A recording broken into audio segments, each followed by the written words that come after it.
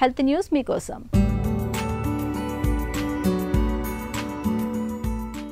ఏ వస్తువైనా జీవితాంతం ఒకేలా పనిచేయదు. మధ్యలో చిన్నపాటి మరమ్మతులు వస్తూనే ఉంటాయి.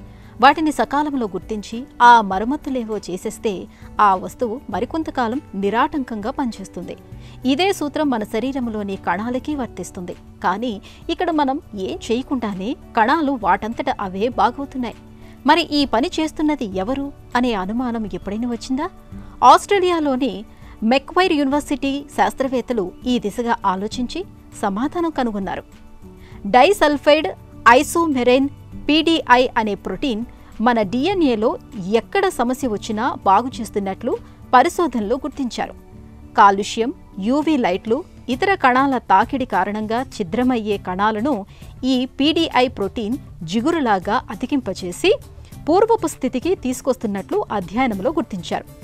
మరోవైపు మెదడులోని కణాలు పెద్ద మొత్తంలో నాశనం అవ్వడమే కానీ తిరిగి ఉత్పత్తి కాకపోవటం వల్ల అల్జీమర్స్, పార్కిన్సన్స్ వంటి సమస్యలు పెరుగుతున్నాయి.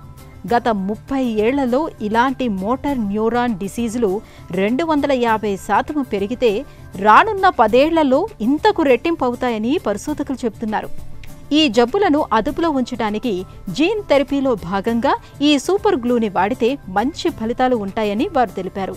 ఈ సూపర్ గ్లూ చికిత్సతో అల్జీమర్స్, పార్కిన్సన్స్ వంటి జబ్బులకు అడ్డుకట్ట వేయడంతో పాటు బయోలాజికల్ ఏజ్ని కూడా తగ్గించుకోవచ్చని పరిశోధకులు వివరిస్తున్నారు.